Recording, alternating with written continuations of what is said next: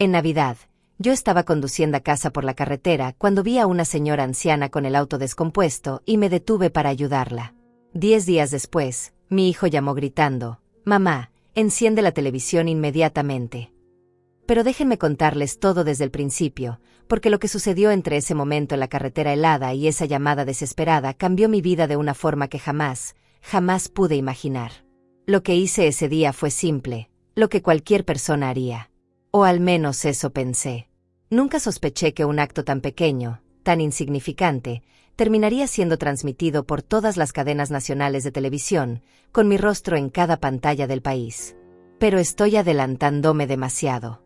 Necesito que entiendan quién era yo ese día de Navidad, qué estaba viviendo, por qué cada peso en mi bolsillo contaba, por qué cada decisión me costaba el alma. Me llamo Margarita. Tengo 62 años, aunque mi cuerpo muchas veces se siente como de 80. Soy viuda desde hace ya 7 años, cuando mi esposo murió de un infarto fulminante que no nos dio tiempo ni de despedirnos. Y soy abuela. Abuela a tiempo completo de Ricardo, mi nieto de 8 años, un niño que quedó huérfano cuando mi única hija falleció en un accidente automovilístico hace 3 años. Desde entonces, Ricardo y yo vivimos solos en una casa pequeña en las afueras de la ciudad, sobreviviendo con mi pensión de jubilación de $400 al mes. $400 para comida, medicinas, servicios, ropa, útiles escolares. $400 para mantener viva la esperanza de que mañana sería mejor que hoy. Esa mañana de Navidad habíamos ido a misa temprano. Ricardo insistió en llevar la figura del niño Jesús de nuestro pequeño nacimiento para que el Padre la bendijera. Lo abrazaba contra su pecho con tanta devoción que me partió el corazón. Ese niño había perdido tanto, había visto tanto dolor, y aún así conservaba esa fe pura que solo los inocentes poseen. La carretera estaba desierta cuando regresábamos. El cielo gris amenazaba con nieve, y el viento helado se colaba por las rendijas de mi viejo auto, ese vehículo que compramos con mi esposo hace 15 años y que milagrosamente seguía funcionando a pura voluntad divina. Yo conducía despacio, no solo por el clima, sino porque cada ruido extraño del motor me aterrorizaba. No teníamos dinero para reparaciones. No teníamos dinero para nada extra. Mis manos aferraban el volante, y sentía como la artritis me clavaba agujas invisibles en cada articulación.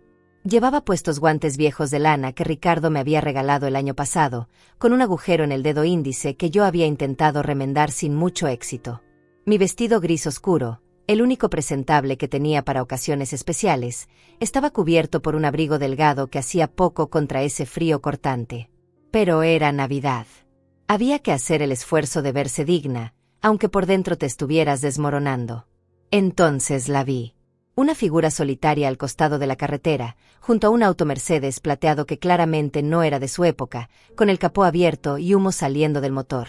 Era una mujer mayor, muchísimo mayor que yo, quizás de 78 u 80 años. Llevaba un abrigo beige elegante, de esos que cuestan más de lo que yo ganaba en 6 meses, pero se abrazaba a sí misma tiritando de frío. Sus manos temblaban mientras intentaba ver qué pasaba con el motor, aunque era evidente que no tenía idea de mecánica. Estaba completamente sola. No había otros autos. No había casa cerca. Solo esa mujer anciana, el frío brutal y la nieve que comenzaba a caer con más fuerza. Vi su rostro cuando pasamos lentamente a su lado. Vi el miedo en sus ojos. Vi la vulnerabilidad absoluta de alguien que no sabe qué hacer, que no puede hacer nada, que depende completamente de la bondad de extraños en un mundo donde cada vez menos personas se detienen. Y yo también tenía miedo. Miedo de llegar tarde a casa. Miedo de que mi propio auto se descompusiera. Miedo de gastar dinero que no tenía. Porque si me detenía, si intentaba ayudar, sabía que eso significaría consecuencias. Significaría tiempo, esfuerzo, quizás dinero. Y nosotros no teníamos margen para imprevistos. Ricardo me miró desde su asiento, abrazando todavía la figurita del niño Jesús. «Mamita, hace mucho frío», murmuró con esa voz pequeña que usaba cuando estaba preocupado. «Yo lo sé, mi amor», le respondí, sintiendo como mi pie comenzaba a presionar el freno casi sin que mi cerebro lo ordenara. Ricardo notó que estábamos desacelerando. «¿Vamos a parar?», preguntó. Yo asentí, aunque cada célula de mi cuerpo cansado me gritaba que siguiera adelante. «Sí, mi cielo. Vamos a parar». Esa señora necesita ayuda. Ricardo no dijo nada más. Solo asintió con esa seriedad que los niños que han crecido demasiado rápido desarrollan. Entendía el sacrificio. Entendía que ayudar a otros, incluso cuando tú misma estás ahogándote, era lo correcto. Mi hija le había enseñado eso antes de morir. Y yo seguiría enseñándoselo mientras tuviera vida. Estacioné mi auto detrás del Mercedes y apagué el motor. El silencio que siguió fue pesado, interrumpido solo por el viento aullando afuera. Respira hondo, Margarita, me dije a mí misma. Solo vas a preguntar si está bien, quizás llamar a alguien por ella, y luego te vas. No tienes que hacer más. No puedes hacer más. Pero en el fondo, en lo más profundo de mi corazón, sabía que eso era mentira. Sabía que si esa mujer necesitaba ayuda real, yo no podría simplemente irme. No estaba hecha así. Abrí la puerta del auto y el frío me golpeó como una bofetada. Me envolví mejor en mi abrigo delgado y caminé hacia ella, sintiendo como la nieve comenzaba a acumularse en mi cabello gris. La señora anciana levantó la vista cuando me acerqué. Tenía lágrimas en los ojos. Lágrimas que se congelaban en sus mejillas arrugadas. Disculpe, señora, le dije con la voz más calmada que pude reunir. ¿Está usted bien? ¿Necesita ayuda? Ella me miró como si yo fuera un ángel bajado del cielo. Como si fuera la primera persona en horas que se había dignado a detenerse. Su labio inferior temblaba, y no estaba segura de si era por el frío o por la emoción. «Ay, señorita», respondió con voz quebrada, usando un término que hacía años nadie empleaba para referirse a mí. Mi auto se descompuso y no tengo idea de qué hacer. He llamado a mi hijo 3 veces, pero no contesta. Creo que está viajando. Y yo no sé nada de mecánica. Nada. Me quedé mirándola. Esta mujer claramente tenía dinero. Su auto, su ropa, todo gritaba una vida de comodidades que yo nunca había conocido. Seguramente tenía seguro, asistencia en carretera, contactos. Pero nada de eso le servía en ese momento, perdida en una carretera vacía el día de Navidad. El dinero no la protegía del frío. El dinero no hacía que su hijo contestara el teléfono. El dinero no impedía que estuviera completamente sola y asustada. Déjeme ver, le dije, acercándome al motor humeante aunque yo tampoco sabía mucho de mecánica.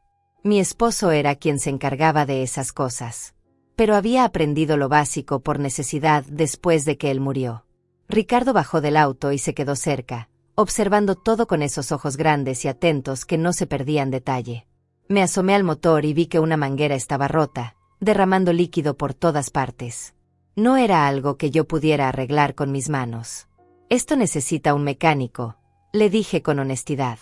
Y probablemente una grúa. Ella palideció aún más.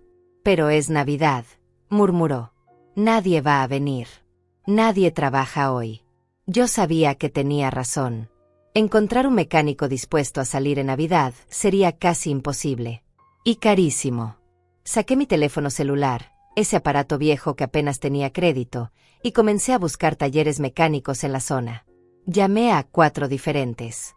Los primeros 3 ni siquiera contestaron. El cuarto me respondió con una voz molesta, claramente interrumpido en medio de su cena navideña. ¿Navidad? ¿En serio me está llamando en Navidad? Gruñó del otro lado. Le expliqué la situación, le supliqué, le dije que era una emergencia. Hubo un silencio largo. Finalmente suspiró. Mire, señora, hoy cobro el triple. Y solo voy si me pagan en efectivo, por adelantado. $50 solo por ir hasta allá, y eso sin contar la reparación. Sentí que el estómago se me retorcía. $50. Eso era casi todo lo que me quedaba hasta fin de mes. Eso era la comida de una semana. Eso era el dinero que había guardado para comprarle zapatos nuevos a Ricardo, porque los suyos ya tenían un agujero en la suela que dejaba entrar el agua cada vez que llovía. Miré a la señora anciana. Ella me observaba con esperanza desesperada, con las manos entrelazadas como si estuviera rezando. Miré a Ricardo, que tiritaba de frío junto al auto. Miré la carretera desierta, la nieve cayendo cada vez más fuerte. Y supe que no tenía opción. No realmente. De acuerdo, le dije al mecánico, tragándome el nudo que se formaba en mi garganta. Venga, por favor. Le di la ubicación exacta y colgué. La señora me tomó las manos con las suyas heladas. ¿Cuánto le debo?, preguntó inmediatamente. No se preocupe por eso ahora, respondí, aunque mi voz sonó más tensa de lo que pretendía.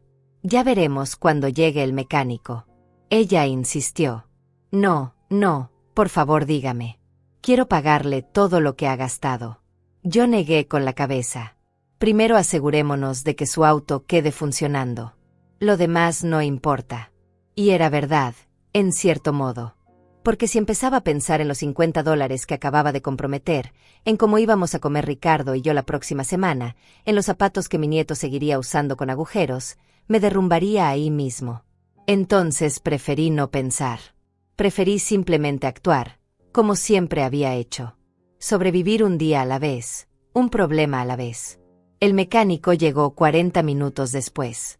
40 minutos en los que la señora anciana, Ricardo y yo esperamos dentro de mi auto con el motor encendido para mantener algo de calor, aunque consumir gasolina también me preocupaba. Ella me contó que se llamaba Graciela, que venía de visitar a una amiga en un pueblo cercano y que su hijo estaba de viaje con su familia. No tengo a nadie más, dijo con voz suave. Mi esposo murió hace 5 años. Mi hijo es bueno, pero tiene su propia vida. A veces me siento tan sola. Yo asentí, entendiendo perfectamente ese sentimiento. La soledad de las viudas mayores, de las mujeres que han perdido a sus compañeros de vida y deben navegar el mundo solas. Le conté brevemente sobre Ricardo, sobre mi hija fallecida, sobre nuestra situación. No entré en detalles sobre el dinero, sobre las deudas, sobre las noches sin dormir preguntándome cómo pagaría la siguiente factura de luz. Pero algo en mi voz debe haberle revelado más de lo que mis palabras decían, porque me miró con una compasión que me hizo apartar la vista. Cuando llegó la grúa con el mecánico, el hombre bajó malhumorado, revisó el auto de Graciela con movimientos bruscos y pronunció su veredicto. La manguera del radiador está completamente rota. Necesito remolcar el auto al taller, cambiar la pieza, rellenar el líquido. No puedo hacer esto aquí en la carretera. ¿Cuánto?, preguntó Graciela con voz temblorosa. Él hizo cuentas mentalmente. El remolque, la pieza, la mano de obra en día festivo. $250. Graciela buscó su cartera y la abrió. Yo vi su rostro palidecer. Solo tengo $120 en efectivo, murmuró. El resto está en tarjetas. El mecánico se encogió de hombros. No acepto tarjetas en días festivos. El sistema no funciona. Es efectivo o nada. Graciela me miró con ojos suplicantes, y yo supe lo que venía antes de que abriera la boca. Por favor, ¿podría usted prestarme el resto? Se lo juro por Dios que se lo devuelvo. Le puedo transferir mañana mismo. Por favor. Mi corazón latía tan fuerte que podía escucharlo en mis oídos. $130. Necesitaba $130 más. Yo tenía exactamente $85 en mi cartera. Era todo. Todo el dinero que teníamos hasta que me depositaran la pensión en 10 días. $85 para comida, para el transporte de Ricardo a la escuela cuando empezaran las clases después de las vacaciones, para cualquier emergencia. Si le daba ese dinero a Graciela, nos quedaríamos completamente sin nada. Absolutamente nada. Tendríamos que comer lo poco que quedaba en la despensa, arroz, frijoles, quizás algunas latas de atún. Tendríamos que caminar en lugar de tomar el autobús. Tendríamos que rezar para que no surgiera ninguna emergencia, porque no habría forma de enfrentarla. Miré a Ricardo. Él me observaba con esos ojos oscuros tan parecidos a los de mi hija. No dijo nada. No tenía que hacerlo. Él confiaba en mí. Confiaba en que yo siempre encontraría la manera de cuidarlo, de protegerlo, de mantenerlo a salvo. Y yo no podía defraudarlo. Pero tampoco podía dejar a Graciela abandonada en esa carretera. Tengo 85, dije finalmente con voz apenas audible. Es todo lo que tengo. El mecánico resopló. Entonces falta 45. No puedo trabajar si no me pagan completo. Yo sentí las lágrimas ardiendo en mis ojos, pero las contuve. Pensé frenéticamente. ¿Qué podía hacer? ¿Qué tenía de valor? Mi anillo de bodas. Era lo único de valor que poseía, una simple banda de oro que mi esposo me había puesto en el dedo hace tantos años. Lo había conservado todos estos años después de su muerte, usando cuando necesitaba sentirlo cerca. Valía quizás $100 si tenía suerte. Pero no tenía tiempo de ir a una casa de empeño, y además todo estaría cerrado por Navidad. Miré mi reloj, un reloj sencillo pero funcional que mi hija me había regalado en mi último cumpleaños antes del accidente. Miré mis aretes pequeños de plata. Nada de eso valía $45, y aunque lo valiera, ¿quién me los compraría aquí, ahora, en medio de la carretera? Estaba atrapada. Completamente atrapada. Fue Ricardo quien habló. Abuela, dijo con esa vocecita seria que partía el alma. ¿Te acuerdas de la alcancía? La alcancía. Mi nieto había estado ahorrando monedas durante meses, cada peso que encontraba, cada moneda que yo podía darle ocasionalmente. Estaba ahorrando para comprarse una bicicleta, un sueño que probablemente tardaría años en cumplir al ritmo que íbamos. Pero había juntado algo. No sabía cuánto exactamente, pero había algo. Ricardo, no, susurré. Ese es tu dinero. Tú lo ahorraste. Él negó con la cabeza. Podemos usarlo, abuela, para ayudar a la señora. Yo puedo seguir ahorrando después.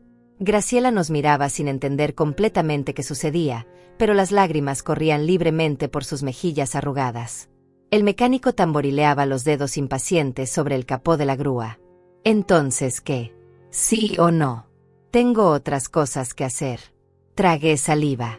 Está bien, necesito ir a mi casa a buscar el resto del dinero. ¿Puede esperarnos?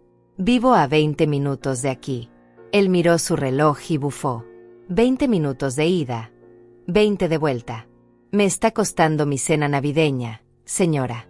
Haré que valga la pena, prometí, aunque no sabía cómo cumpliría esa promesa. Conduje de regreso a casa más rápido de lo prudente, con las manos temblando sobre el volante. Ricardo iba callado a mi lado, apretando contra su pecho la figura del niño Jesús. Cuando llegamos, corrí adentro y tomé la alcancía de cerámica en forma de cochinito que estaba en la habitación de Ricardo. La rompí sobre el piso de la cocina y comencé a contar monedas con dedos temblorosos. $28.50. Más mis 85. $113.50. Todavía faltaban $16.50. Busqué desesperada en cada rincón de la casa. Revisé los bolsillos de todos mis abrigos, los cajones, debajo de los cojines del sofá. Encontré $3 más en monedas dispersas. $116.50. Faltaban $13.50. Miré el reloj. Ya habían pasado 15 minutos. El mecánico no esperaría mucho más. Entonces recordé. En el fondo de mi closet, escondida en una caja de zapatos vieja, tenía una pequeña cantidad de dinero que había estado guardando en secreto. Era mi fondo de emergencia absoluta, dinero que había apartado centavo a centavo durante meses para el caso de que Ricardo se enfermara gravemente o sucediera algo catastrófico. $15. Solo $15, pero en ese momento valían más que todo el oro del mundo. Corrí al closet, moví la ropa colgada, saqué la caja y tomé el dinero con manos temblorosas. Ahora sí tenía suficiente. $131.50. Alcanzaba. Apenas, pero alcanzaba. Regresamos a la carretera conduciendo en silencio. Ricardo miraba por la ventana, y yo sabía que estaba pensando en su bicicleta, en ese sueño que acababa de posponerse indefinidamente. Perdóname, mi amor, susurré. Ya habrá tiempo para la bicicleta. Él volteó a verme y me regaló una sonrisa pequeña. Está bien, abuela. La señora nos necesitaba más. Esas palabras, viniendo de un niño de 8 años que ya había perdido tanto, me rompieron por dentro. Pero también me llenaron de un orgullo feroz. Estaba criando a un buen ser humano. Un ser humano compasivo en un mundo que cada vez tenía menos compasión. Cuando llegamos de regreso, el mecánico estaba recargado contra su grúa fumando un cigarrillo, claramente molesto. Ya iba a irme, gruñó. Le entregué el dinero contado. Cada billete, cada moneda, representaba un sacrificio. Él ni siquiera me dio las gracias. Solo guardó el dinero, enganchó el auto de Graciela a la grúa y le dijo que pasara al día siguiente por su vehículo al taller. Le dio una tarjeta arrugada con la dirección. Después se subió a su grúa y se fue, dejándonos en medio de la carretera con el frío mordiéndonos la piel. Graciela me abrazó con fuerza. Sus manos agarraban mi abrigo como si temiera que yo fuera a desaparecer. Usted no sabe lo que acaba de hacer por mí, sollozaba. No tengo palabras. No sé cómo agradecerle. Le di mi número telefónico anotado en un pedazo de papel. Para que me llame cuando necesite que la recoja mañana del taller, le dije. Y para que me transfiera el dinero cuando pueda. Aunque honestamente no estaba segura de si volvería a ver ese dinero. Había aprendido en la vida que las promesas hechas en momentos de necesidad a menudo se olvidan cuando la necesidad pasa.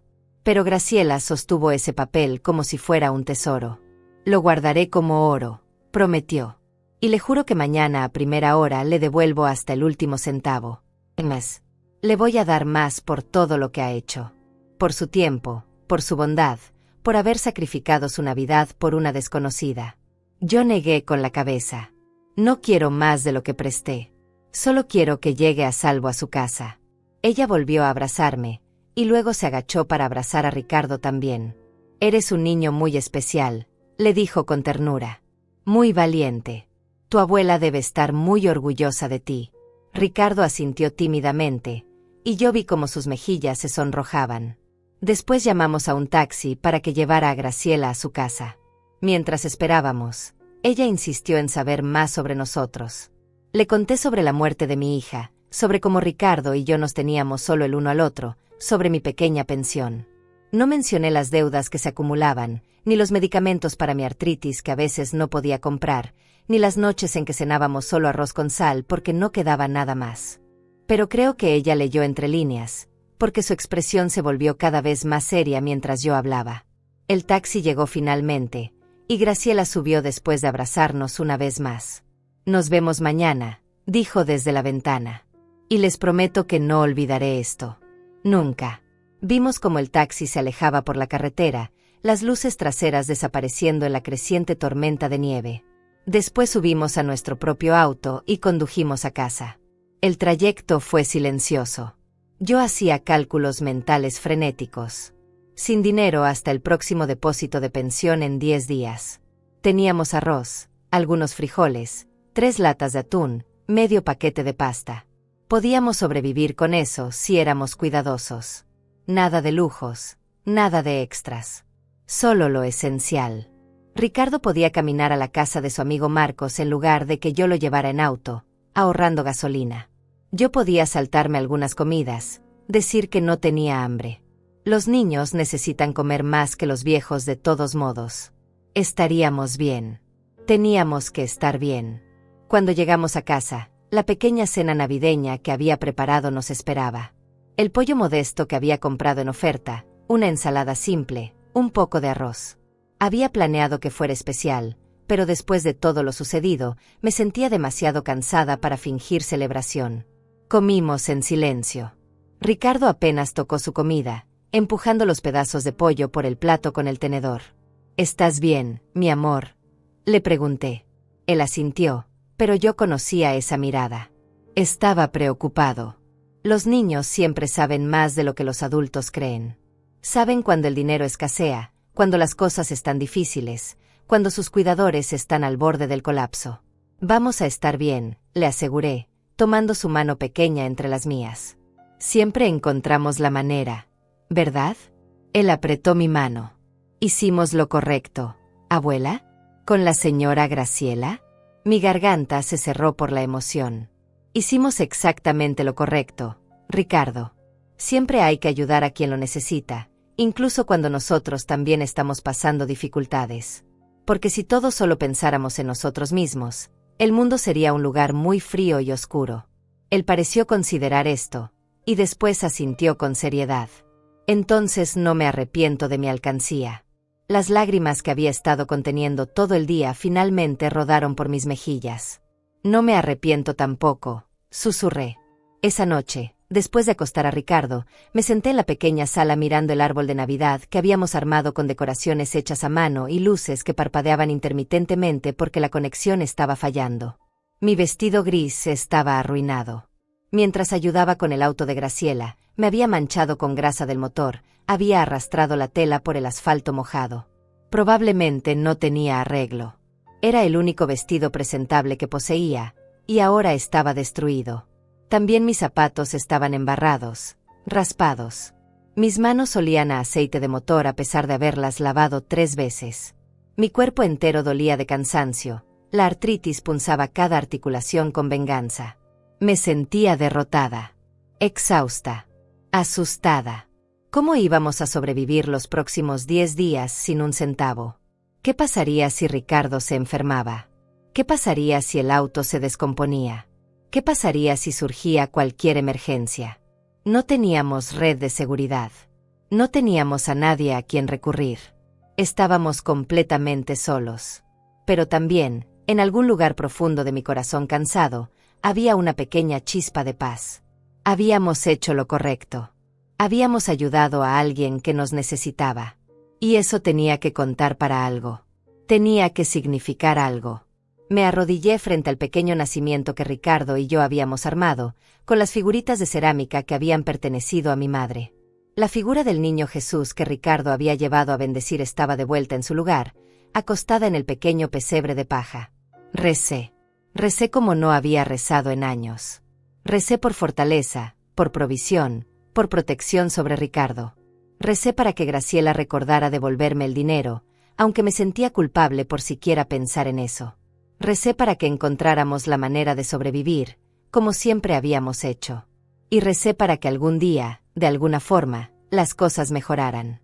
Que no siempre tuviéramos que vivir al borde del precipicio, un paso en falso lejos del desastre completo. Al día siguiente temprano, Graciela me llamó. Su voz sonaba animada, llena de energía. Mi hijo llegó anoche de su viaje. Ya le conté todo. Él va a ir conmigo al taller a recoger el auto. ¿Puede usted encontrarse con nosotros allá en 1 hora? Quiero presentarle a mi hijo y, por supuesto, devolverle su dinero. Acepté, sintiendo un alivio enorme.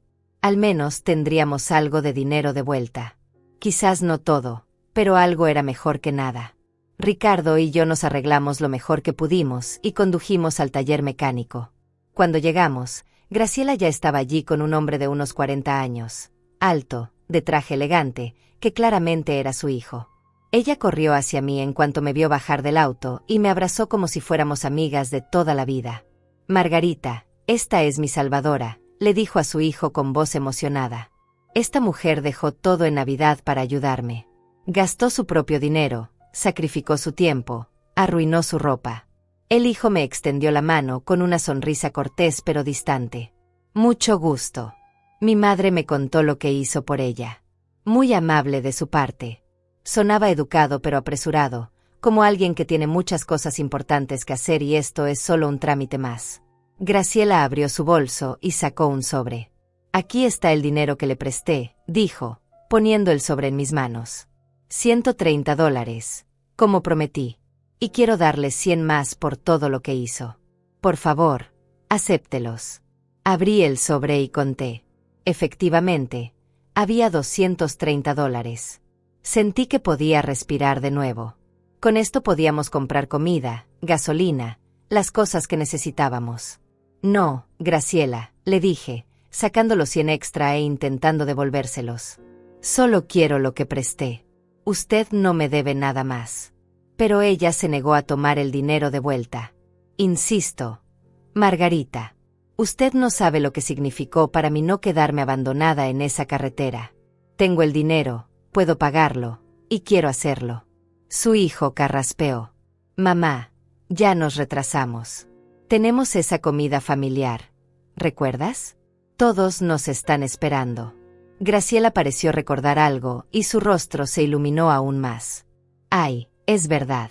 Margarita, mire, mi familia está organizando una comida hoy para celebrar que mi hijo regresó de su viaje. ¿Por qué no vienen usted y su nieto?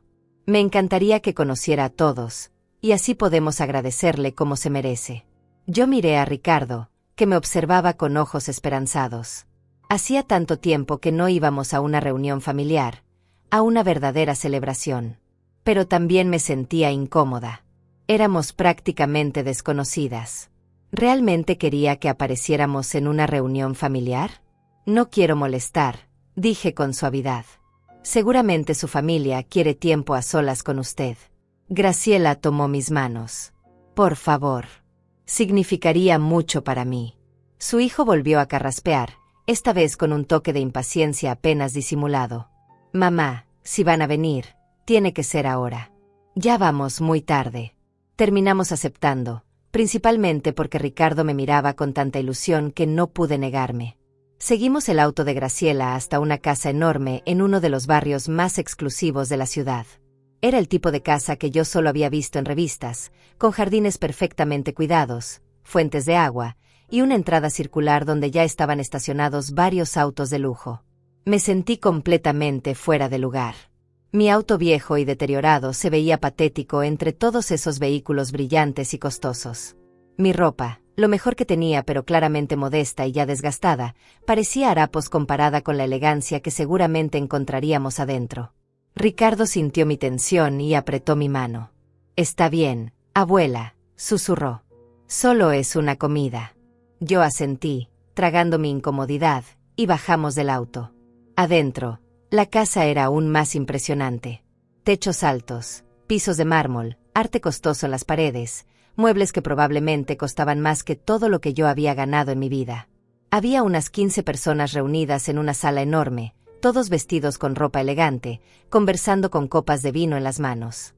Las conversaciones se detuvieron cuando entramos. Todos voltearon a vernos. Graciela nos presentó con entusiasmo, contando la historia de cómo la había ayudado en la carretera. «Esta es Margarita y su nieto Ricardo. Me salvaron ayer. Esta maravillosa mujer dejó todo para ayudarme cuando nadie más se detuvo». Hubo murmullos educados, sonrisas corteses, pero yo podía ver en sus ojos lo que realmente pensaban.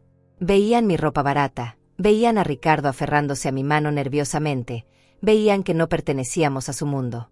Una mujer con joyas deslumbrantes se acercó. «Qué lindo gesto», dijo con una voz que sonaba sincera pero también condescendiente. «Debe haber sido divino intervenir así en Navidad. Graciela realmente tiene suerte de que personas como usted todavía existan. Personas como usted». Las palabras me golpearon. No lo dijo con maldad, probablemente ni siquiera se dio cuenta de cómo sonó, pero el mensaje estaba claro. Éramos diferentes. Éramos de otra clase. Éramos caridad, no iguales. Sonreí educadamente y asentí, sin saber qué más decir. Nos sentamos a comer en un comedor espectacular con una mesa tan larga que parecía interminable. La comida era elaborada, platillos que yo ni siquiera sabía pronunciar correctamente, servidos en platos de porcelana fina que probablemente costaban más que mi renta mensual. Ricardo comía en silencio a mi lado, usando los cubiertos con cuidado extremo, aterrado de romper algo o hacer algún ruido inapropiado. La conversación durante la comida giró en torno a temas que me eran completamente ajenos. Hablaban de sus negocios, de inversiones, de viajes a lugares exóticos que yo nunca vería, de problemas que me parecían insignificantes comparados con las preocupaciones de supervivencia que yo enfrentaba diariamente. Una mujer se quejó de que su diseñador de interiores había tardado 3 semanas extra en terminar la remodelación de su casa de playa. 3 semanas completas, pueden creerlo, decía con indignación genuina. Otro hombre habló sobre lo difícil que era encontrar un buen profesor de golf para sus hijos. Yo escuchaba en silencio, sintiéndome cada vez más pequeña, más invisible. Graciela intentó incluirme en la conversación varias veces, preguntándome sobre mi vida, sobre Ricardo, pero cada vez que empezaba a hablar, alguien la interrumpía para cambiar de tema a algo más relevante para ellos. No era malicia deliberada, simplemente no estaban acostumbrados a escuchar a personas como yo. Éramos de mundos completamente diferentes. Después de la comida, mientras servían postres elaborados y café importado, el hijo de Graciela se acercó a ella y le susurró algo al oído. Ella asintió y luego me sonrió. «Margarita, mi hijo tiene que retirarse pronto a una reunión de negocios, pero antes quiere hablar con nosotras un momento. ¿Podemos pasar a la biblioteca?» Los tres nos levantamos de la mesa y caminamos hacia una habitación forrada de libros del piso al techo, con sillones de cuero y una chimenea crepitante. El hijo de Graciela cerró la puerta detrás de nosotros y se volteó con una expresión seria. «Mire, señora Margarita», comenzó con tono profesional. «Mi madre me contó toda la historia con mucho detalle. Sé que usted gastó dinero que necesitaba para ayudarla. Sé que tiene dificultades económicas. Y aprecio genuinamente lo que hizo. Por eso quiero ofrecerle algo». Sacó su chequera de un bolsillo interior de su saco. Voy a hacerle un cheque por $5,000. Considérelo un agradecimiento por cuidar de mi madre. $5,000. La cantidad era incomprensible para mí. Era más dinero del que había visto junto en años.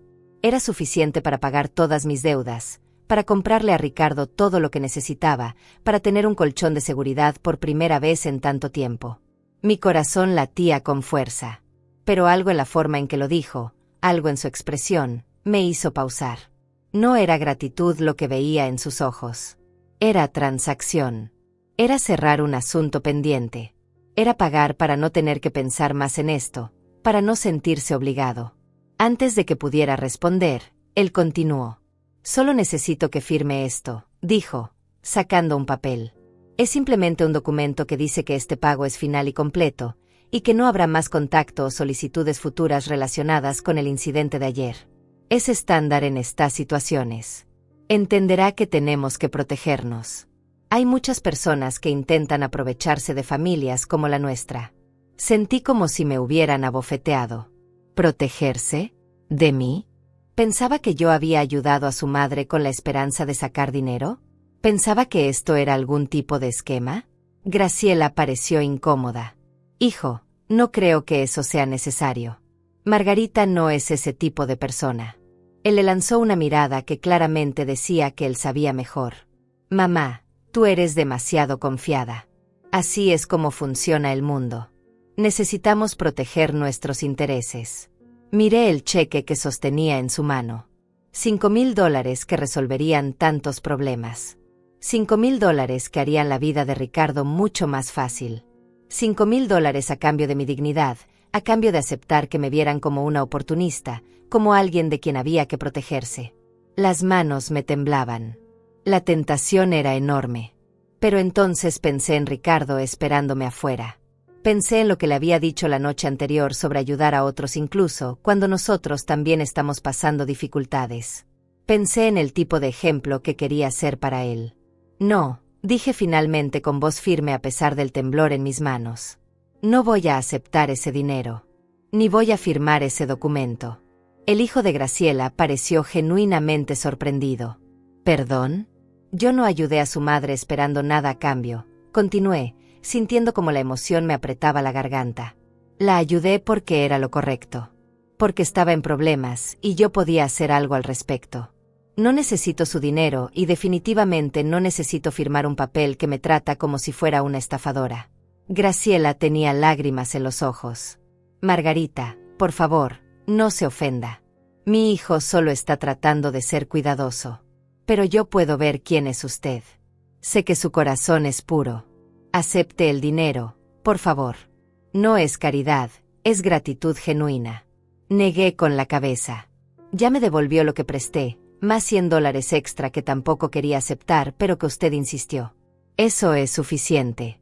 No quiero nada más. El hijo de Graciela se guardó el cheque con un gesto que mezclaba alivio y desdén. Como guste, dijo secamente. Entonces supongo que no hay nada más que discutir. Tengo que irme a mi reunión. Salió de la biblioteca sin despedirse siquiera. Graciela se quedó conmigo, tomando mis manos entre las suyas. Lo siento mucho, susurró. Mi hijo es un buen hombre, pero a veces es demasiado práctico. Demasiado desconfiado. El mundo de los negocios lo ha hecho así. Por favor, no juzgue mal a mi familia. Yo asentí, aunque por dentro sentía un vacío creciente. No los juzgo, Graciela. Simplemente creo que es mejor que Ricardo y yo nos vayamos. Claramente no encajamos aquí. Ella protestó, intentó convencerme de quedarme, pero yo ya había tomado la decisión. Busqué a Ricardo, que estaba sentado solo en un rincón de la sala mientras los demás adultos conversaban ignorándolo completamente. Nos vamos, mi amor, le dije con suavidad. Él asintió sin hacer preguntas, probablemente tan incómodo como yo en ese lugar. Graciela nos acompañó hasta la puerta. Me dio su número telefónico escrito en una tarjeta elegante. Por favor, llámeme. Me gustaría mantener contacto. Me gustaría conocerla mejor, en un ambiente diferente. Tomé la tarjeta por cortesía, pero dudaba que realmente la usara. Gracias por todo, Graciela. Cuídese mucho. Ella nos abrazó una última vez, y pude sentir su sinceridad. Ella realmente era una buena persona. Pero su mundo y el mío eran demasiado diferentes. Había una brecha que ninguna cantidad de buenas intenciones podía cerrar completamente.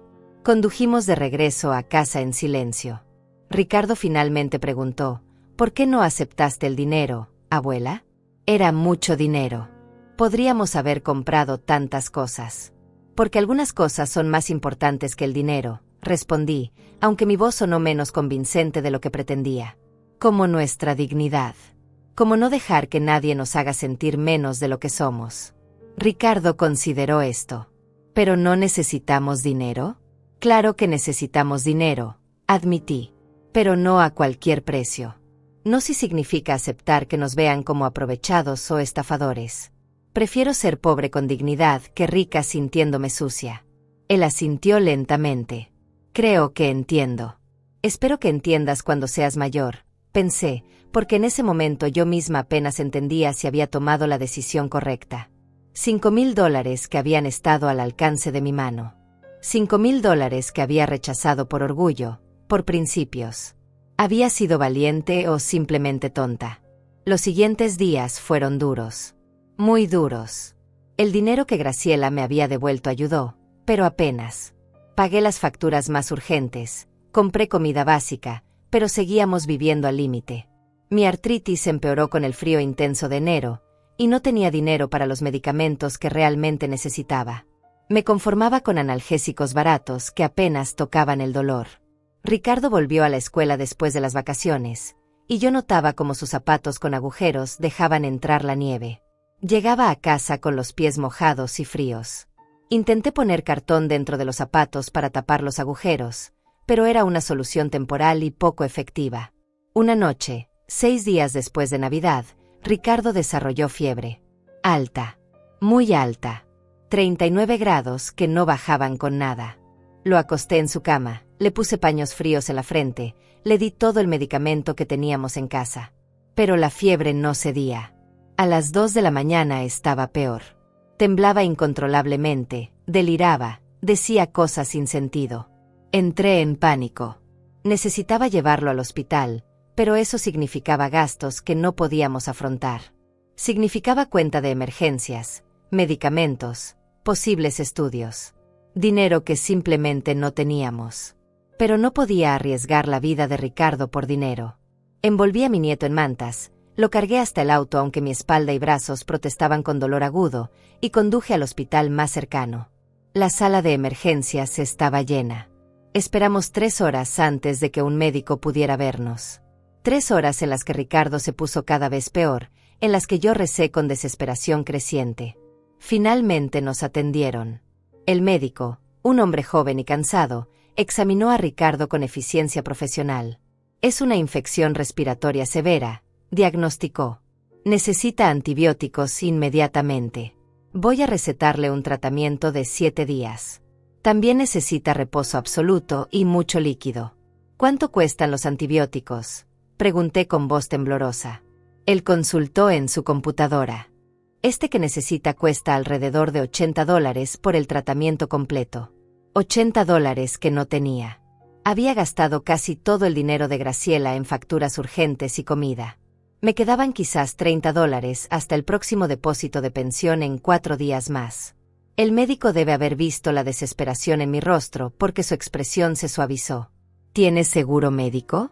Solo el básico del gobierno, que no cubre medicamentos. Él suspiró. Déjeme ver qué puedo hacer. Salió de la habitación y regresó 10 minutos después con unas muestras médicas. Esto debería cubrir al menos 3 días del tratamiento, dijo, entregándome varios blísteres de pastillas. No es el tratamiento completo, pero es algo. Para el resto, intente hablar con el trabajador social del hospital. A veces tienen fondos de emergencia para casos como el suyo. Le agradecí con lágrimas en los ojos. Nos fuimos del hospital con las muestras médicas y una factura de $120 por la consulta de emergencia que no tenía idea cómo pagaría. Ricardo iba dormido en mis brazos, todavía con fiebre pero al menos con algo de medicamento en su sistema. Llegamos a casa cuando el sol comenzaba a salir. Lo acosté en su cama, Le di la primera dosis de antibiótico y me senté a su lado observándolo respirar. Su carita estaba pálida, sudorosa, tan frágil. Este niño era todo mi mundo. Todo lo que me quedaba de mi hija, de mi familia. Y yo estaba fallándole. No podía darle las cosas básicas que necesitaba. No podía mantenerlo saludable, seguro, protegido. Pensé en los $5,000 que había rechazado. Con ese dinero, Ricardo habría tenido zapatos nuevos que no dejaran entrar la nieve. Quizás no se habría enfermado. Con ese dinero, podría comprar todos los medicamentos que necesitaba sin tener que rogar por muestras médicas. Con ese dinero, no estaríamos viviendo esta pesadilla constante de supervivencia. ¿Había sido un error rechazarlo? ¿Había puesto mi orgullo por encima del bienestar de mi nieto? Las dudas me consumían. Pero entonces recordé la expresión en el rostro del hijo de Graciela. Recordé ese documento que quería que firmara, tratándome como una amenaza, como alguien de quien protegerse. ¿Realmente habría valido la pena aceptar dinero bajo esas condiciones? ¿Habría podido vivir conmigo misma? No lo sabía. Honestamente no lo sabía. Solo sabía que estaba cansada. Tan cansada. Cansada de luchar, de apenas sobrevivir, de tomar decisiones imposibles entre dignidad y necesidad. Al tercer día del tratamiento, las muestras médicas se acabaron. Ricardo todavía tenía fiebre, aunque más baja. Necesitaba los 4 días restantes de antibióticos. Fui a la farmacia y pregunté por el precio. $55 por lo que faltaba del tratamiento. Yo tenía 25. El farmacéutico, un hombre mayor de expresión amable, notó mi angustia. ¿Es para su nieto?, preguntó con suavidad. Asentí sin poder hablar. Déjeme ver, murmuró, y comenzó a revisar opciones en su computadora. Hay una versión genérica que cuesta 35. No es exactamente la misma marca, pero funciona igual de bien. Todavía me faltaban $10. Busqué desesperadamente en mi cartera, en todos los bolsillos, esperando encontrar alguna moneda olvidada. Nada. El farmacéutico me observaba. Señora, dijo finalmente, ¿sabe qué? Hoy es mi cumpleaños. Y cuando es mi cumpleaños, me gusta hacer algo bueno por alguien. Considere esos $10 mi regalo de cumpleaños para su nieto. Casi me derrumbé ahí mismo. La bondad de ese extraño, su generosidad cuando no tenía obligación alguna de ayudarme, me rompió. Tomé el medicamento con manos temblorosas y le agradecí una y otra vez. Él solo sonrió. Cuide bien a ese niño. Y usted también cuídese. Regresé a casa con el medicamento y se lo di a Ricardo. Esa noche, finalmente, la fiebre comenzó a bajar. Su color volvió. Empezó a comer un poco. Íbamos a estar bien. Por ahora. Pero esa experiencia me dejó marcada. Me dejó aterrada de lo frágil que era nuestra situación, de lo cerca que estábamos siempre del desastre. Una enfermedad, un gasto inesperado, cualquier cosa podía destruirnos. Vivíamos en el borde de un precipicio, y cualquier ráfaga de viento podía empujarnos al vacío. Los siguientes días pasaron en una nebulosa de cuidar a Ricardo, estirar cada centavo, rezar para que no surgiera ninguna otra emergencia. Y entonces, el día 10 después de Navidad, todo cambió. Yo estaba en la cocina preparando un caldo simple para Ricardo, quien finalmente se sentía mejor después de completar su tratamiento de antibióticos, cuando escuché su voz gritando desde la sala. «Abuela, abuela, ven rápido. Enciende la televisión inmediatamente». El tono de urgencia en su voz me asustó. Dejé la olla en la estufa y corrí hacia la sala esperando encontrar alguna emergencia. Ricardo estaba de pie frente al televisor apagado, rebotando de emoción y nerviosismo. Marcos me acaba de llamar. Dice que encendamos el canal de noticias ahora mismo. Dice que estás en la televisión. ¿Qué? Eso no tenía ningún sentido. ¿Por qué estaría yo en la televisión? Debía ser un error de su amigo. Pero Ricardo ya había encendido el aparato y estaba cambiando canales frenéticamente. Se detuvo en uno de los noticieros nacionales más importantes del país. Y ahí, llenando la pantalla, estaba una fotografía mía. Era una imagen que no recordaba que me hubieran tomado, probablemente de alguna red social o documento oficial. Me quedé paralizada, sin poder procesar lo que veía. La presentadora del noticiero hablaba con voz emocionada. Esta es Margarita, una mujer de 62 años que el día de Navidad protagonizó un acto de bondad extraordinaria que nos recuerda que todavía existen héroes anónimos entre nosotros. Mi corazón comenzó a latir tan fuerte que podía escucharlo en mis oídos. ¿Qué estaba pasando? La imagen cambió y apareció Graciela sentada en un estudio de televisión, vestida elegantemente, con maquillaje profesional. Se veía muy diferente a la mujer asustada y temblorosa que había encontrado en la carretera. Yo quiero contarles mi historia, decía Graciela mirando directamente a la cámara, porque creo que en estos tiempos donde a menudo solo escuchamos malas noticias, necesitamos celebrar a las personas buenas que todavía caminan entre nosotros. El día de Navidad, mi auto se descompuso en una carretera desierta. Hacía un frío terrible, estaba cayendo nieve, y yo estaba completamente sola y aterrada. Pasaron muchos autos. Decenas de autos. Nadie se detuvo. Nadie. Excepto Margarita.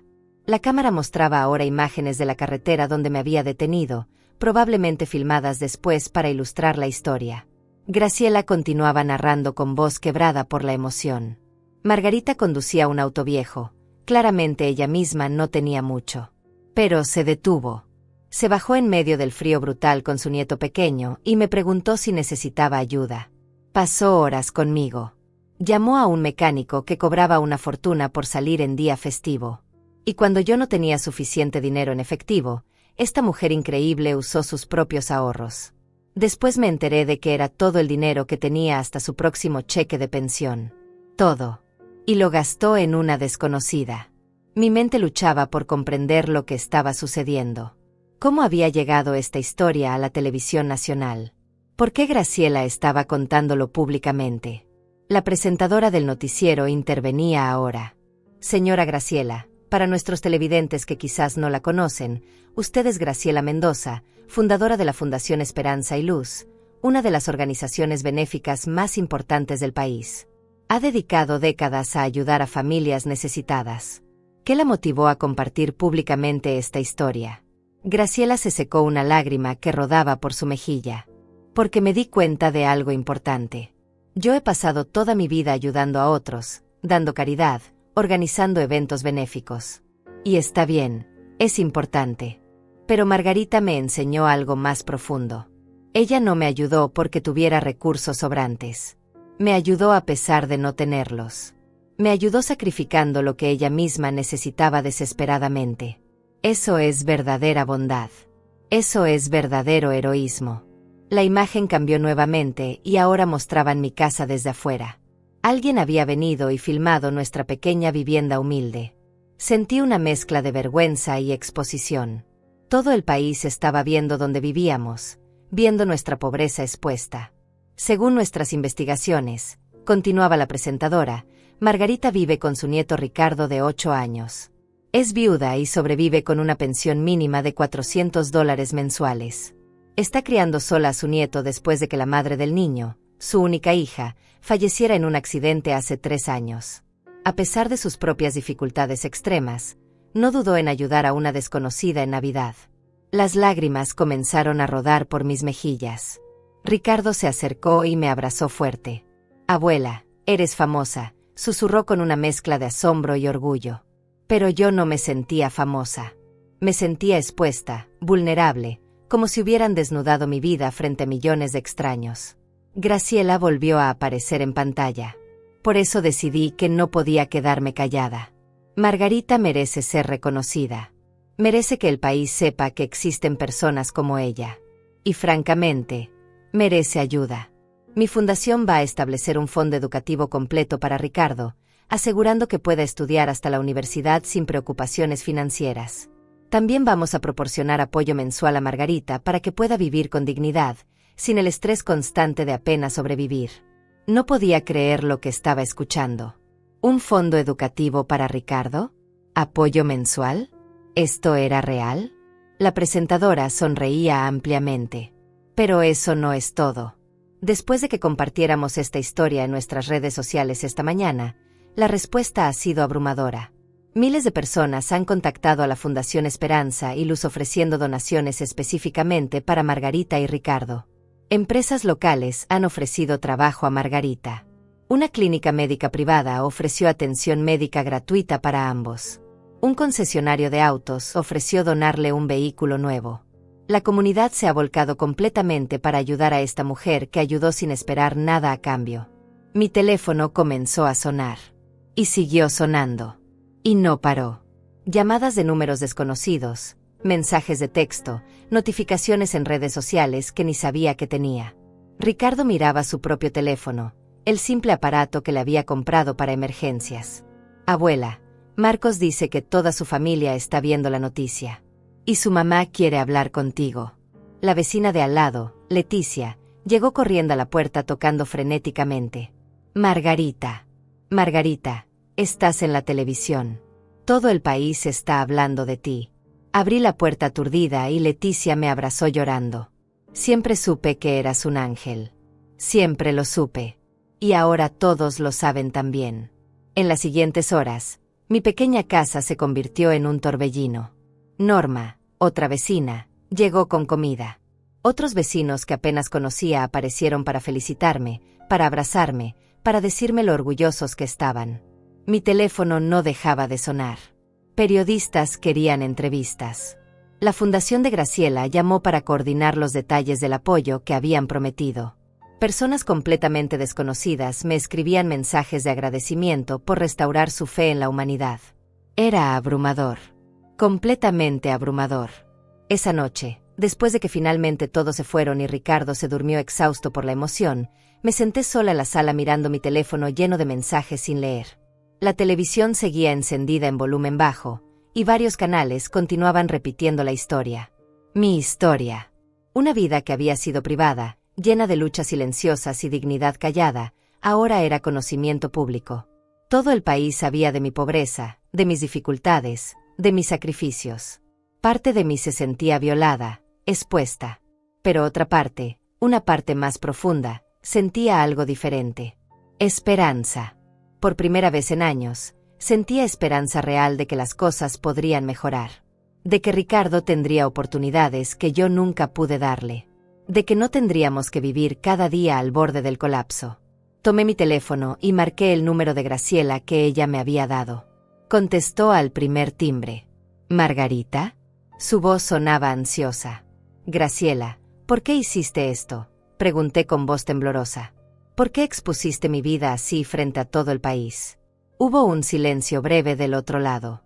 Después escuché su voz suave pero firme. Porque lo merecías, Margarita.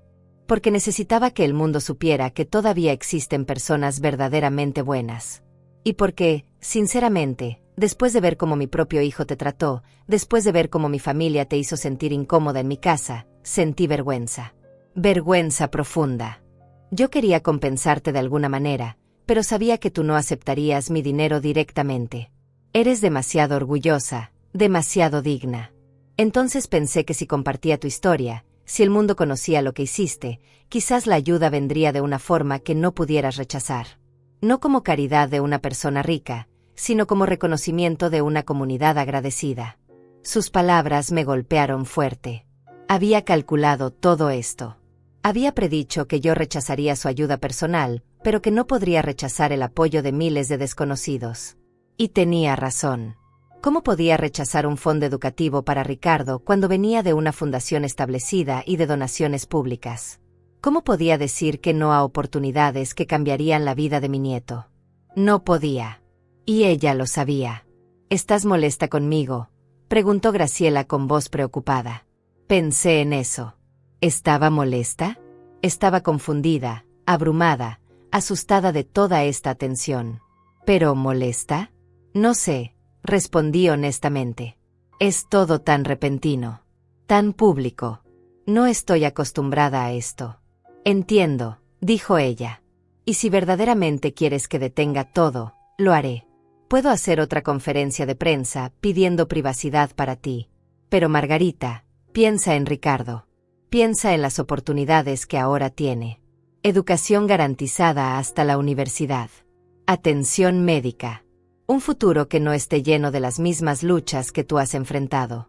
¿No vale la pena algo de incomodidad temporal por eso? Tenía razón. Por supuesto que tenía razón. Ricardo lo merecía todo y más. Y si mi incomodidad era el precio para darle eso, era un precio que debía pagar.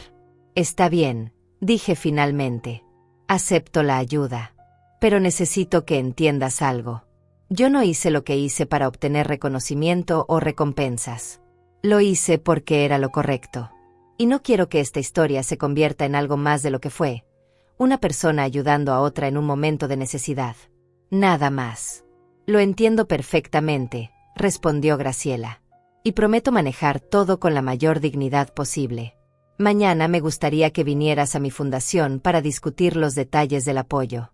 ¿Te parece bien a las 10 de la mañana? Acepté y colgamos. Esa noche dormí poco, mi mente dando vueltas con todo lo que había sucedido. Al día siguiente me arreglé lo mejor que pude y llevé a Ricardo conmigo a las oficinas de la Fundación Esperanza y Luz.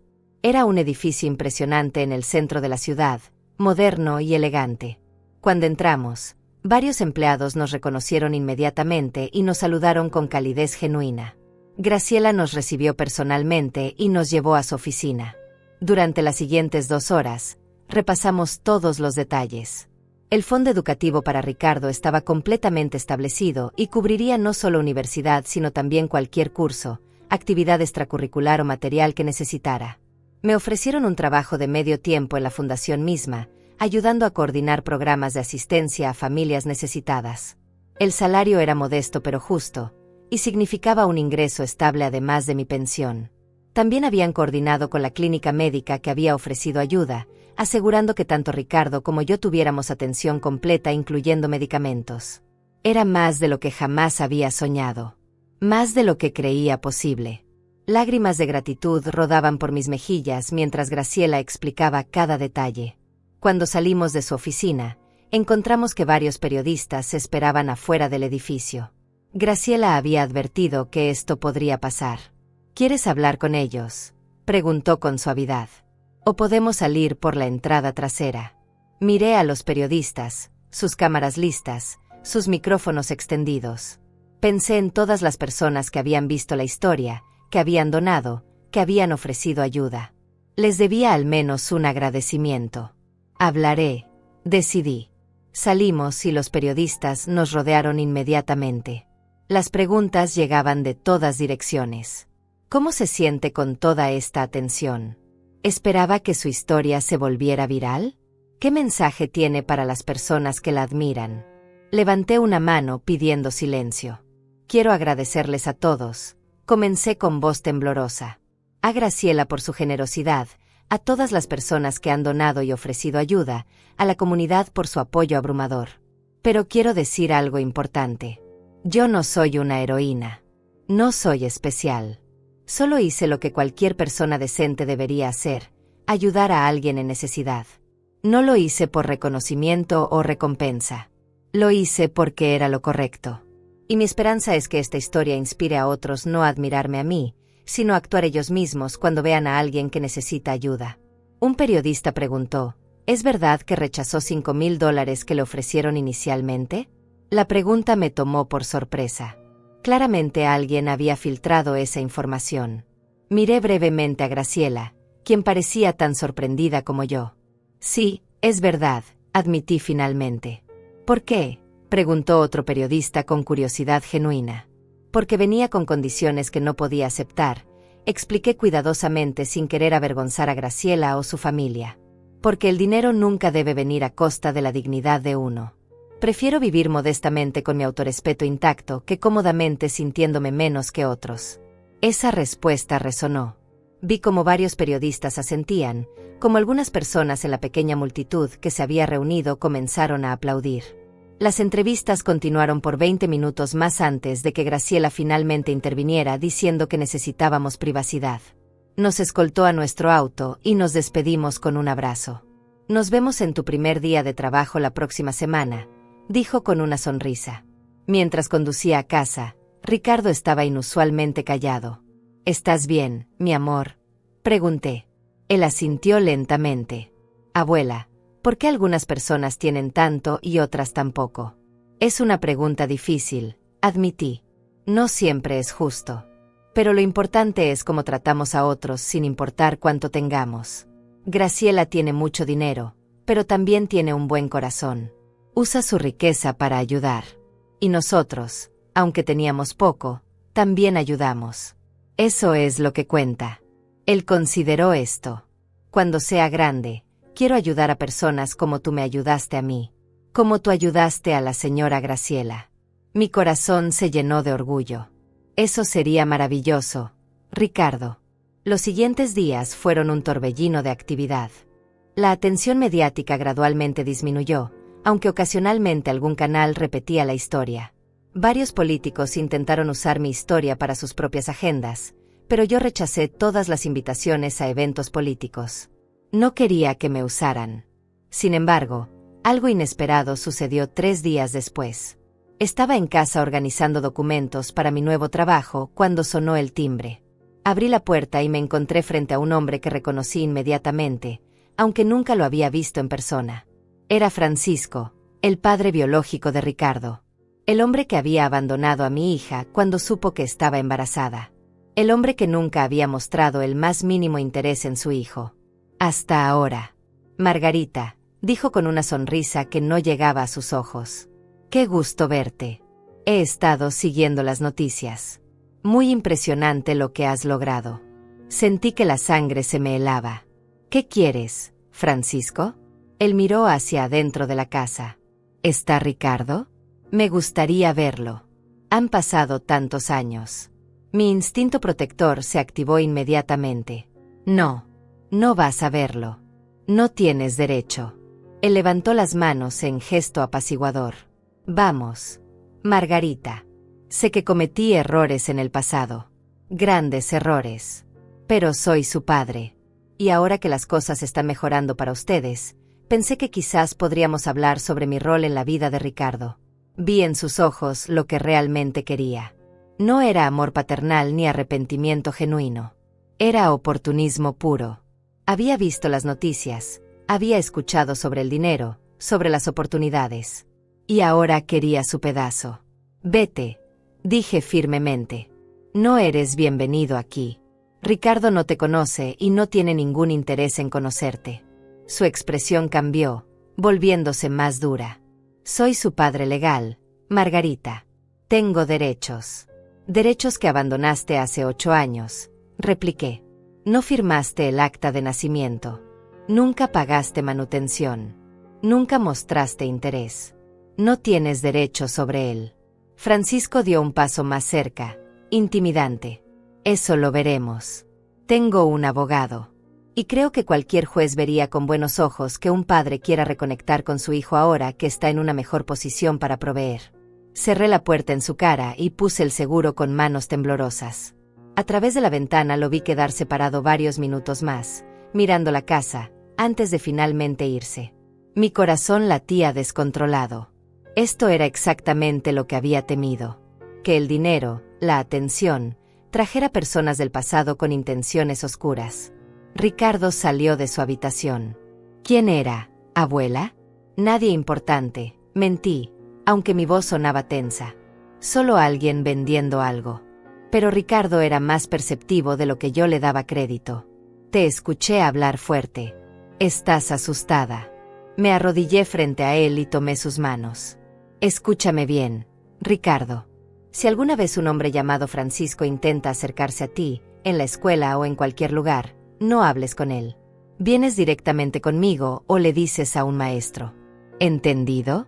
Sus ojos se agrandaron con miedo. ¿Quién es Francisco? Es alguien de mi pasado que no es buena persona. Solo prométeme que harás lo que te digo. Él asintió seriamente. Te lo prometo, abuela. Esa noche llamé a Graciela y le conté lo sucedido. Ella se mostró inmediatamente preocupada y me conectó con los abogados de su fundación. Al día siguiente me reuní con ellos. Examinaron mi situación legal cuidadosamente. Margarita, dijeron, usted tiene custodia de facto de Ricardo desde hace 3 años, pero nunca formalizó la custodia legal. Eso la deja vulnerable. Francisco técnicamente podría pelear por derechos parentales. Sentí que el mundo se derrumbaba. Después de todo lo que habíamos pasado, después de criar a Ricardo sola, ¿podía perderlo por un tecnicismo legal? Los abogados vieron mi pánico. No se preocupe. Vamos a iniciar inmediatamente el proceso de custodia permanente. Y vamos a documentar todo el abandono de Francisco. El hecho de que nunca contribuyó económicamente, nunca visitó, nunca mostró interés. Ningún juez le daría custodia bajo estas circunstancias. Especialmente ahora que usted tiene estabilidad económica y apoyo. Pero las palabras no me tranquilizaron completamente. Conocía historias de padres biológicos que aparecían de la nada y complicaban todo. Durante las siguientes semanas, Francisco no se quedó quieto. Presentó una demanda oficial solicitando custodia compartida de Ricardo. Sus abogados argumentaban que él había estado ausente por problemas personales, pero que ahora estaba listo para ser padre. Decían que Ricardo merecía conocer a su padre biológico. Yo sabía la verdad. Habían investigado y descubierto que Francisco tenía deudas de juego significativas. Había perdido su trabajo recientemente. Estaba desesperado por dinero. Y veía a Ricardo, o más específicamente el fondo educativo establecido para Ricardo, como su boleto de salida. La batalla legal comenzó oficialmente. Tuvimos que presentarnos en corte para una audiencia preliminar. Ver a Francisco sentado del otro lado de la sala, vestido con un traje barato probablemente prestado, fingiendo ser un padre arrepentido, me enfureció. El juez escuchó ambas partes. Francisco lloró, actuó arrepentimiento, habló sobre cómo había cometido errores pero que amaba a su hijo.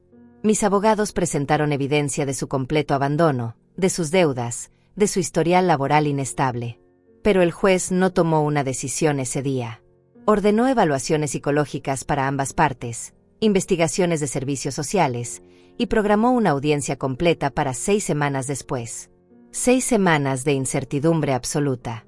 6 semanas preguntándome si perdería a Ricardo. El estrés me estaba matando. No podía dormir, apenas podía comer.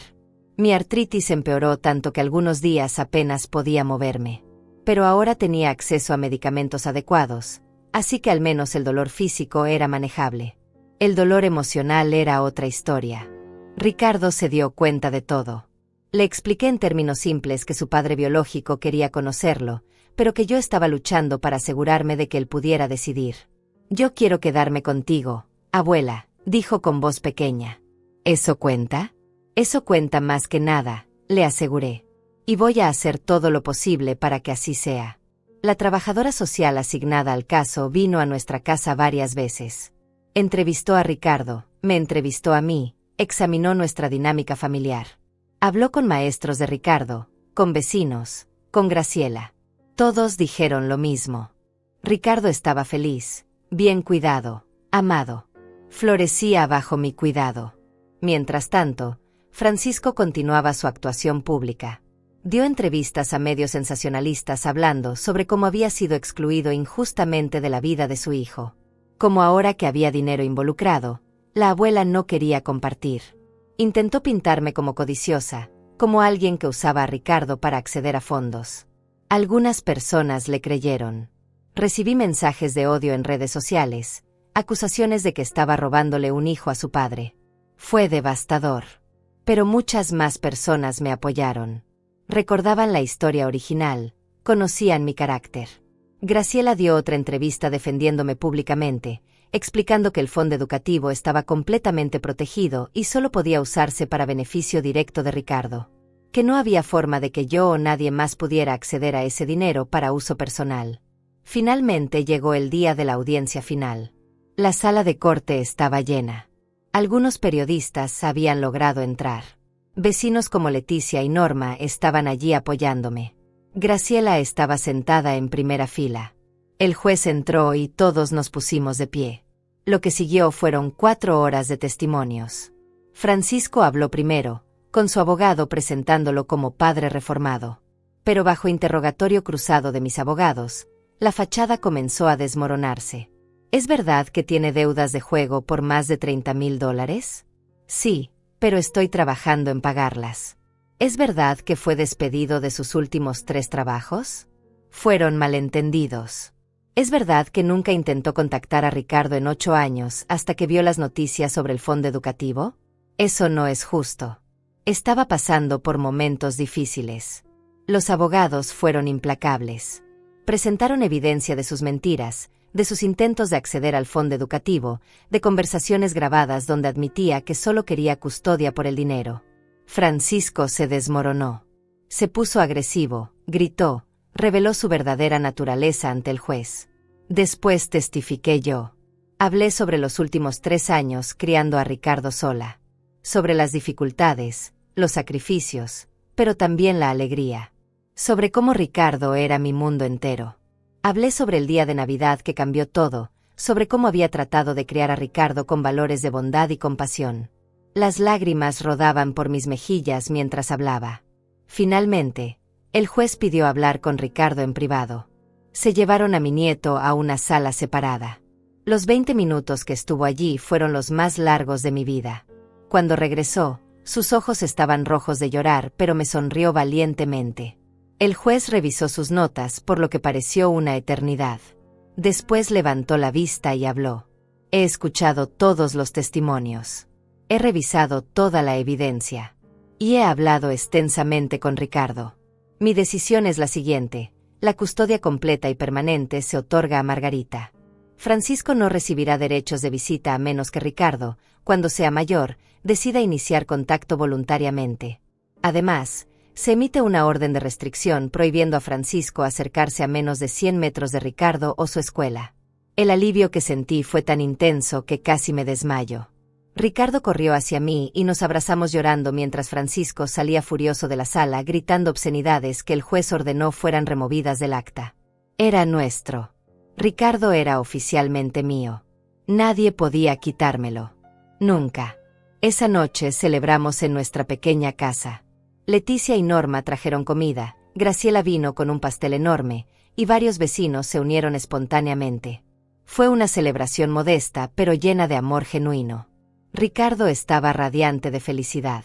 Abuela, ¿esto significa que nunca me voy a ir de tu lado?, preguntó con esos ojos grandes que tanto amaba. Nunca, mi amor. Tú y yo somos familia para siempre. Los meses siguientes fueron de transformación gradual. Comencé mi trabajo en la fundación de Graciela y descubrí que era increíblemente gratificante. Ayudaba a coordinar programas de asistencia para familias en situaciones similares a la que yo había vivido. Podía empatizar genuinamente con sus luchas porque las había vivido. Mi experiencia se convirtió en mi mayor fortaleza laboral. El ingreso adicional, aunque modesto, marcó una diferencia enorme. Por primera vez en años no vivía con ansiedad constante sobre dinero. Podía comprar comida sin calcular cada peso. Podía llevar a Ricardo al doctor sin pánico por el costo. Podía dormir por las noches sin preocuparme por la próxima factura impagable. La clínica médica que había ofrecido ayuda resultó ser una bendición. Finalmente recibí tratamiento adecuado para mi artritis. Medicamentos que realmente funcionaban, terapia física, apoyo nutricional. El dolor que había sido mi compañero constante por años comenzó a disminuir. Me sentía más joven, más capaz, más viva. Ricardo floreció de maneras que nunca imaginé posibles. Con la seguridad del fondo educativo, se inscribió en clases de música que siempre había querido tomar pero que nunca pudimos costear. Resultó tener talento natural para la guitarra. También se unió al equipo de fútbol de la escuela. Lo veía correr por el campo con zapatos nuevos, apropiados, que no dejaban entrar agua, y mi corazón se llenaba de gratitud. 6 meses después de todo el torbellino mediático, las cosas finalmente se calmaron. La atención pública disminuyó. Volvimos a tener privacidad, aunque ocasionalmente alguien me reconocía en la calle y me agradecía por inspirarlos. Siempre me sentía incómoda con esos encuentros, pero aprendí a aceptarlos con gracia. Graciela y yo nos volvimos amigas verdaderas. No la rica benefactora y la receptora agradecida, sino amigas reales. Tomábamos café juntas, compartíamos historias, reíamos. Ella me contó sobre su soledad después de perder a su esposo, sobre cómo a veces se sentía desconectada de su propio hijo que estaba tan absorto en el mundo de los negocios. Yo le conté sobre mis luchas, mis miedos, mis sueños para Ricardo. Encontramos consuelo mutuo en nuestra amistad. Un año después del día de Navidad que cambió todo, Graciela organizó un evento especial en su fundación. Era una gala benéfica, pero con un propósito específico: lanzar un nuevo programa llamado Héroes Anónimos, diseñado para identificar y apoyar a personas que hacían actos extraordinarios de bondad a pesar de sus propias dificultades.